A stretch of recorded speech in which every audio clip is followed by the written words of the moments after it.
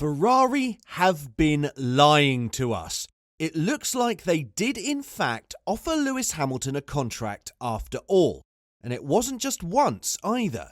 Recent news has revealed that both Ferrari's executive chairman John Elkann and team principal Frederic Vasseur tried to steal the 7-time world champion away from Toto Wolff. Let's take a look at the situation in today's video. As per Italian journalist Leo Turini, Ferrari did extend an offer to Lewis Hamilton, but he turned it down. Both Mercedes team boss Toto Wolff and Lewis Hamilton have been talking about a contract extension for quite a while now, but that deal hasn't officially materialized until now. As usual, the media has been speculating about the hold-up, and of course, rival teams can't resist sending out tempting offers, especially when it comes to someone as victorious as a 7-time champ like Hamilton. On top of that, quite a few ex-F1 drivers have thrown in their 2 cents, advising him to go for that Ferrari dream. Martin Brundle even suggested Hamilton could pull a Schumacher and head to Ferrari, while Eddie Jordan, a former motorsport team owner, seems convinced that Ferrari and Hamilton would just click perfectly. But Leo Turini's blog gives us something more telling. He wrote, "Hamilton had been contacted personally by Elkann. I understand he politely replied, no thanks, and you can understand it, unfortunately." The German publication Automotor und Sport throws in some more details, mentioning that Hamilton wasn't only approached by Elkann, but also by other folks within the team. The paddock is buzzing with rumours that Ferrari's new principal, Frederic Vasseur, took a shot at talking to the British racer, but it seems he received a similar response as Elkann did. Journalist Michael Schmidt shared this tidbit, saying, "Vasseur is rumoured to have made Hamilton an offer. I won't deny it. I think Vasseur knows well that Lewis is not going anywhere, but he also has to make sure that Ferrari shows some dynamism. I also think Hamilton is quite smart. He knows very well that even if they pay him double in Maranello, things won't go any better there. Ferrari is not ahead of Mercedes as a car. And every problem at Mercedes would multiply at Ferrari because it is even more in the spotlight." Speaking of Hamilton's contract extension over at Mercedes, Schmidt noted that he can't remember a time when Hamilton's contract extension was sorted out overnight, but it has always been announced eventually. On the Ferrari side of things, they've previously brushed off claims of reaching out to Hamilton with any offers. In light of the recent news, former F1 champion Mika Hakkinen has made an appearance as reported by Motorsport Italy. He's chimed in, suggesting that Hamilton shouldn't underestimate the emotional factor when it comes to making his call about the future in Formula One. The F1 legend said, "He has to analyse the future of Mercedes. He has to analyse who designs the next cars, everyone's motivations, the money available. He has to forget about emotions. He has to make a cold calculation for how difficult it is when you have achieved so much success with a team." Hakkinen's advice to Hamilton is definitely telling of where he thinks the 7-time champ should go, but it appears that the Mercedes superstar is quite set on sticking around at Brackley. Both Hamilton and Toto Wolff have hinted that only a few minor details of the new contract need to be ironed out. And more importantly, Wolff also dropped a bombshell regarding the matter. When the first reports emerged outlining the specifics of the new contract, it was mentioned that Hamilton could be stepping into an ambassadorial role at Mercedes once he retires. The rumoured figure being thrown around was a hefty $250 million spread over the course of the next decade. Contrary to the earlier reports, Wolff clarified that this won't be happening. In his latest update, the head honcho at Mercedes revealed that the new contract won't feature any provision like that for Hamilton. His reasoning is straightforward. Since Hamilton is committed to staying with the team for the foreseeable future, it doesn't make sense to include such a clause.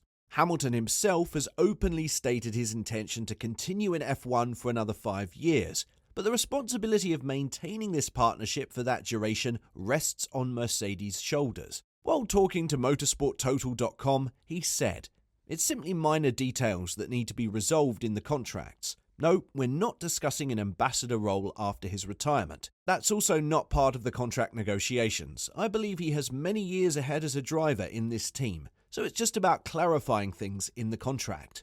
I don't want to give a date, as it's lawyers talking to lawyers. There are no material issues anymore, but you have to give the matter time, and I don't want to commit to a date. Going into more detail about the strong connection between Hamilton and the Mercedes brand, Wolff emphasized the rich history that intertwines the two, saying, "He is synonymous with Mercedes.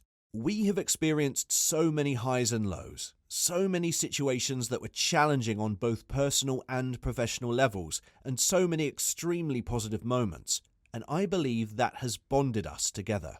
About a year and a half after Lewis Hamilton's loss in the 2021 championship, Toto Wolff still hasn't gotten over the events that transpired that night. He mentioned that the title was stolen, and this has made it a tough pill to swallow.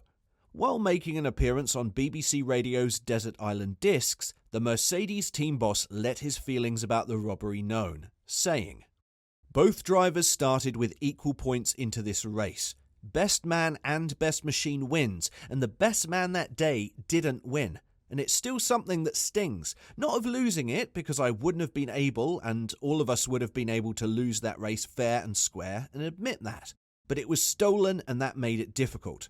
The FIA was with its next regime. A new president was voted in literally that month and was able to admit that a mistake was made and it was human error. That's how they called it. But obviously that was not bringing us the trophy back and was not making Lewis the only 8-time world champion. But you just need to overcome it, and I think Lewis and I are very similar in that respect. We are able to compartmentalize. But it is what it is. Much worse things happen in the world than being stolen of a Formula One World Championship. The interesting phenomenon is that we as a team, and Lewis as a driver, we didn't have a lot of credit and sympathy because we won so many times. And we became the underdog in that moment. People cheered for us. And that is still a positive for us today.